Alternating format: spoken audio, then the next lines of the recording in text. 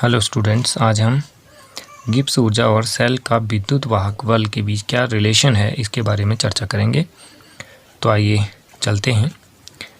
Gibbs free energy यानी Gibbs ऊर्जा, ये जो गिब्स ऊर्जा होती है इसको हम मुक्त ऊर्जा के नाम से भी जानते हैं। मुक्त ऊर्जा यानी इसको हम क्या कहते हैं, फ्री एनर्जी, जिसे हम डेल्टा जी से प्रदर्शित करते हैं। तो होती क्या है, इसको हम इस तरह से लिख सकते हैं, किसी तंत्र की किसी भी ऊर्जा का, यानी इसको कह सकते हैं इंटरनल एनर्जी का वह भाग जो ऊष्मागतिकीय कार्य करने के लिए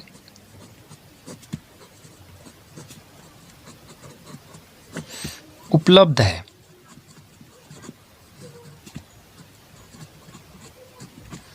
ठीक है, इसको हम जो है मुक्त ऊर्जा कहते हैं।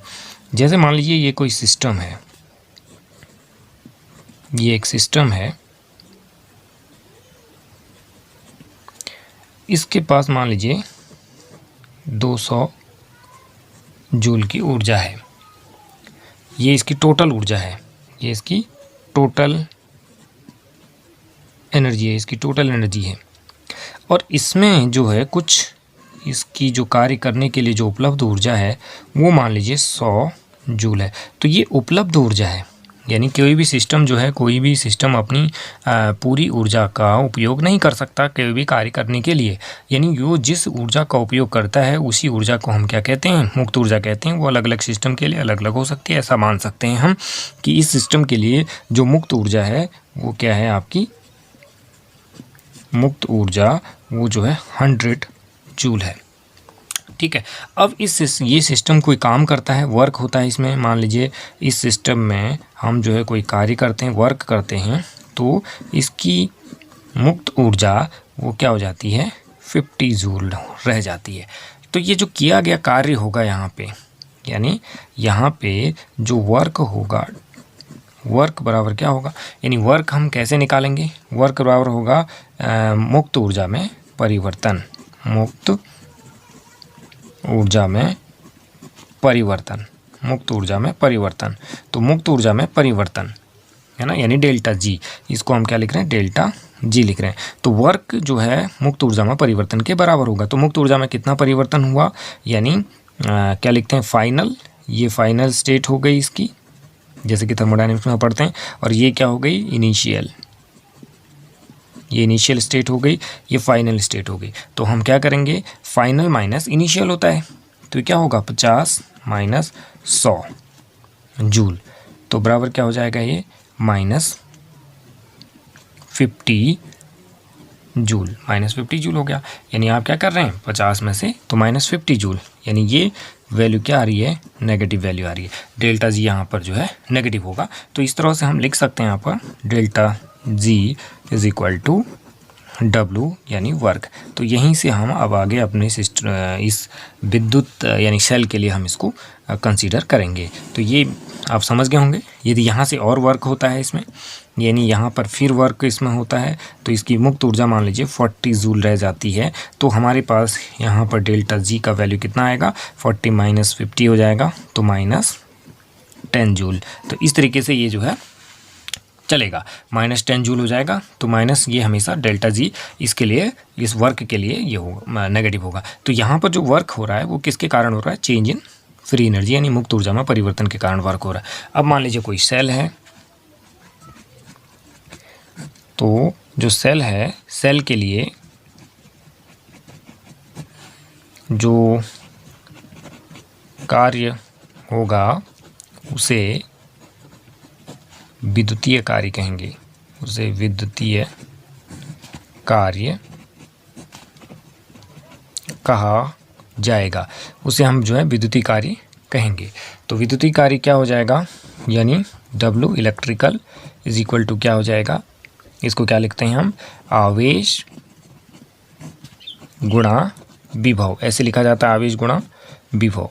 तो हम इसको लिख सकते हैं आवेश यानी Q इंटू विभव को आप V लिखते हैं, Q इंटू V।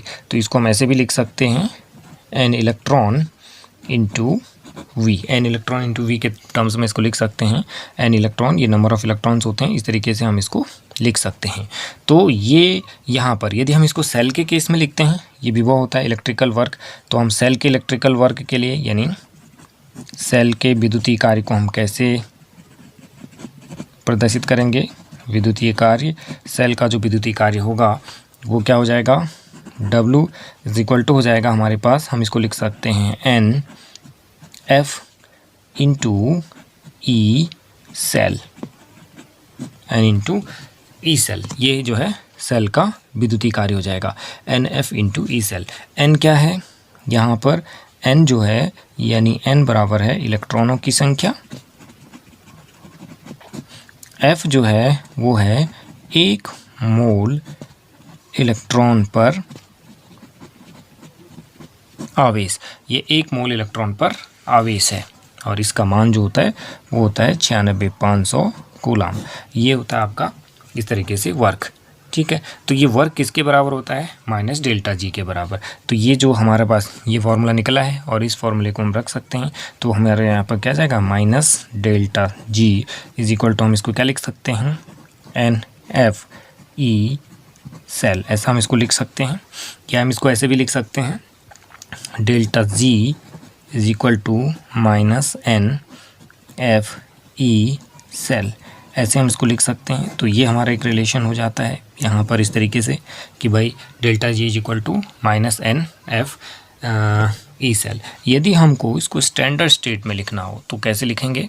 यानी स्टैंडर्ड स्टेट का मतलब हो गया मानक अवस्था में, मानक स्थिति में। मानक स्थिति हम इसके बारे में पहले पढ़ चुके हैं। 25 डिग्री क्या होता है? सेल्सियस होता है। इस तरीके से 1 एटमॉस्फेरिक दाब होता है। तो इस तरीके से हम जब इस पर इसको लिखते हैं तो हम कैसे लिखते हैं?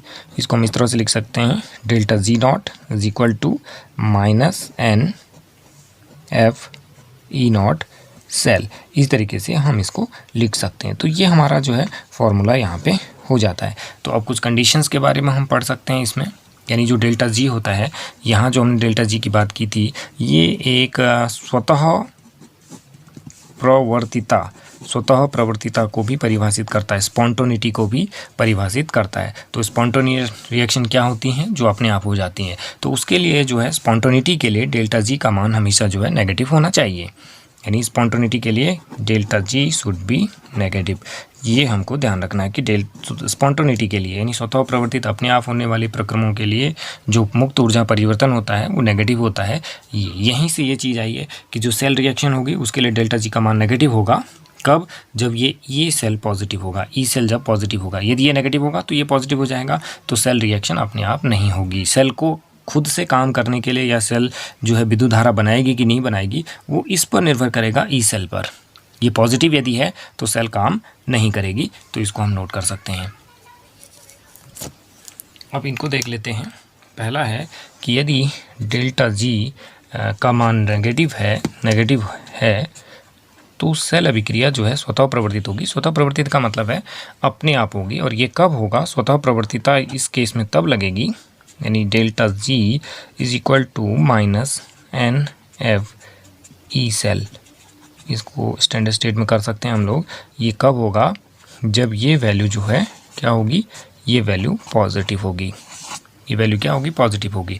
यानी जब ई सेल जो है पॉजिटिव होगी, इसको नोट नहीं करना है, आपने इसको ध्यान रखना है इसी कि ई सेल जब पॉजिटिव होगा तब ये नेगेटिव होगा। और यहाँ पर क्या है कि सेल अभिक्रिया नॉन स्पॉन्टेनियस होगी, अपने आप नहीं होगी, यदि डेल्टा जी का मान पॉजिटिव है। ये कब होगा?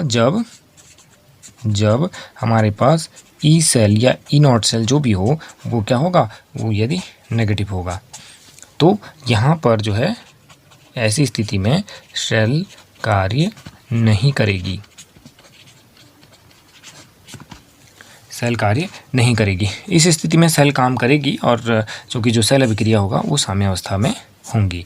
तो ये इसके बिंदु हो जाते हैं। इसके बाद इसमें एक जो है आपको न्यूमेरिकल करना है।